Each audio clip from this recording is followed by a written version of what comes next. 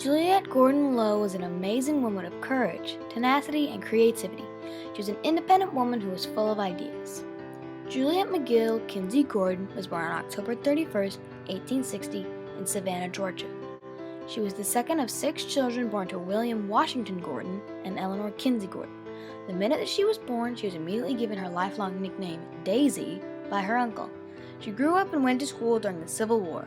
In school, she made strong and lasting friendships that she would need years later in establishing Girl Scouts. Once out of school, Gordon fell in love with William McKay Low. Gordon's family did not approve of McKay because he had no work ethic, no job, and was lazy. But somehow Gordon got her family to love him. And on December 21st, 1886, her parents' wedding anniversary, they wed. Unfortunately, during the ceremony, a piece of rice thrown by a guest found its way into Gordon's ear and later caused her to go deaf. Gordon was already deaf in the other ear from a medical procedure that was supposed to cure her recurrent ear infections. But being a Gordon, and a stubborn one at that, she wouldn't let something like this keep her from doing what she wanted. After the wedding, they moved to England and bought a house in Warwickshire. Although Gordon Low was new to London, she quickly immersed herself into society and became a very prominent figure.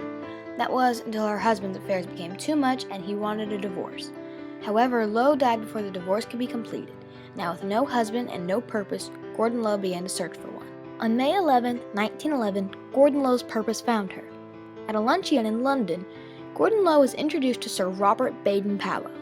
He told Gordon Low about his organization, the Boy Scouts. She was amazed that so many boys were eager to join, and the number of girls who wanted to join was even bigger. At the first Boy Scout rally, at least 6,000 girls showed up. Baden-Powell asked his sister Agnes to form an organization like the Boy Scouts, but for girls. He would call it the Girl Guides. Gordon Low now saw this as an opportunity for her purpose. The basic principles alone were enough to get Gordon Low on board with the idea. Gordon Low invited 7 girls over to her house for tea and a chance to be a Girl Guide. By the end of the afternoon, each girl was signed up. On January 6, 1912, Gordon Low set sail to New York with Baden-Powell.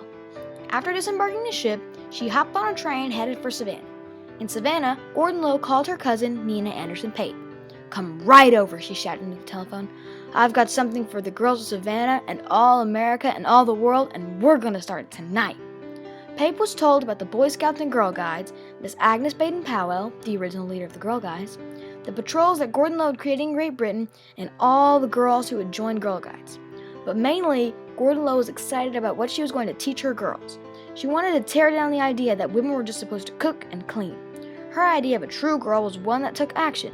A true girl was involved in politics, went to college, and sought careers outside of the home. Now, Gordon Low was ready to start recruiting for Girl Guides. She invited a few girls over to her house and showed them what kind of things they would learn if they joined. On March 12, 1912, the Girl Guides of America held their very first meeting. 18 girls signed up and were split into 2 patrols, the Carnation Patrol and the White Rose Patrol. The first American Girl Guide was Margaret Daisy Dutes Gordon, Gordon Low's niece. The Girl Guide movement took off. Women were writing to Gordon Low daily, telling her about their patrols, girls, and activities. By 1913, the Girl Guides were doing better than ever. When Baden-Powell first created the Girl Guides, he chose the name Guides because the girls were just supposed to guide and help people along, not to take action. Later that year, Gordon Low changed the name from Girl Guides to Girl Scouts. Instead of just being the guiding hand, the girls were involved in participating in things such as sports, camping, hiking, and archery. Gordon Low was proud of her organization and all the opportunities it had given the girls who joined. She decided to take Girl Scouts to Washington, D.C. and establish a national headquarters. Gordon Low called upon her sister Eleanor and her lifelong friend Edith Johnson to assist her with establishing the office. Gordon Low returned to England, but 2 years later, a tragedy struck. The Great War, or World War I as it would soon be known, had started. Gordon Low was able to get back to the United States in time before any fighting could come to England. Because of the war, funds and supplies were low, and Gordon Low had to pay for everything herself. At the Girl Scout Board's suggestion, Gordon Low started a fundraising drive in 1917 to offset the cost. Because of all she had done, the organization decided to name her their first president. The war continued to wreak havoc on the United States, Great Britain, France, and Germany. The Girl Scouts National Board of Directors wrote to President Wilson asking how they could help. The board announced that Girl Scouts would help the country's war effort, and the national office was flooded with letters about starting new troops. Girl Scouts passed out food, helped women whose husbands are away, and assisted others with farming and gardening to help ease the food shortages. The first Girl Scout cookie sale also happened around this time. A troop in Oklahoma baked and sold cookies and used the money they earned to buy handkerchiefs for U.S. soldiers. The Great War ended on November 11, 1918, and Gordon Low went around the U.S. and Europe again. While she was in England, she received the Silverfish Award, the highest award that a Girl Guide can receive, from Agnes Baden-Powell. It represents a fish that swims upstream, against the current, rather than drifting pointlessly downstream. When Gordon Low went to Carnegie Hall in New York, she was given a thanks badge made out of jewels. It was paid for by thousands of Girl Scouts who had saved up their pennies just to buy it for her. Gordon Low described accepting the honor as the greatest surprise of my life. I could not speak for joy. Gordon Low was proud of her organization and what it had done for girls and young women. In 1920, Gordon Low resigned as president of Girl Scouts and turned over the duty to Miss Anna Hyde Choate. Gordon Low's formal title became founder, and Girl Scouts made October 31st, Gordon Low's birthday, Founders Day in her honor. She said at one of her Girl Scout leader meetings, "A few years ago in my ignorance, I said, as soon as I get 100,000 members, I will die. We now number more than 113,000, and I am not prepared to die yet."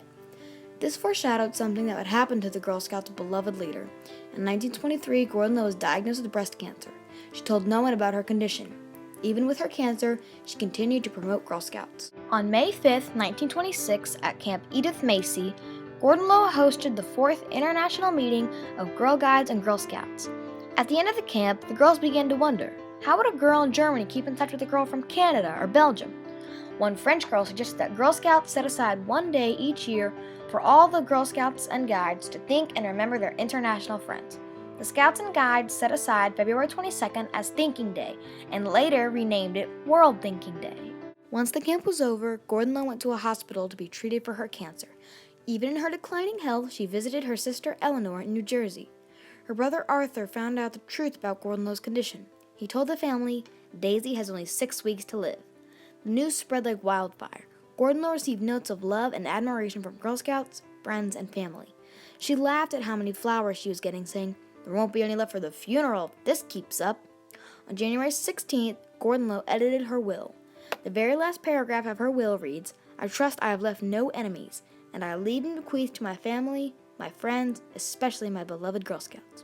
On January 17th, 1927, Juliette Daisy McGill Kinsey Gordon Low passed away in Savannah, Georgia. The legacy that she left behind was one that was strong and enduring. When Gordon Low died, there was about 168,000 Girl Scouts and Guides. Today, there are about 3.4 million Girl Scouts, Guides, and adults associated with Girl Scouts. Girl Scouts and WAGs, World Association of Girl Guides and Girl Scouts, are in 149 countries. Many great female leaders, such as Queen Elizabeth II, Supreme Court Justice Sandra Day O'Connor, and First Ladies Michelle Obama and Hillary Clinton were once Girl Scouts. Gordon Low once told a crowd, "Scouting is the cradle of careers. It is where careers are born."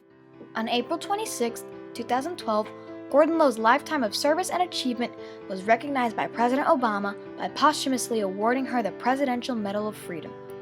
This is the highest civilian award in the United States and recognizes individuals who have made an especially meritorious contribution to the security or national interests of the United States, world peace, cultural or other significant public or private endeavors. Girl Scouts is still based upon the same leadership skills and ideals started by Gordon Low over a century ago. When girls earn a badge, they're not just getting something to put on their vest, they're earning a new skill and a new perspective. Gordon Low stated that the badges mean nothing in themselves, but they mark a certain achievement. Girl Scouts cultivates girls of courage, confidence, and character through each of the levels of Girl Scouting. I've had the opportunity to be a Brownie Junior, and now I have bridged up to become a cadet. What I have learned from Girl Scouts is to be a sister to every Girl Scout, and that a girl can take action and be anything she wants to be. If Girl Scouts had never been created, I wouldn't have had the chance to learn or be taught these valuable leadership skills. I thank Juliette Gordon Low for creating this wonderful, beautiful, and million-strong organization called Girl Scouts. Make new friends, but keep the old. One is silver and the other's gold. A circle is round, it has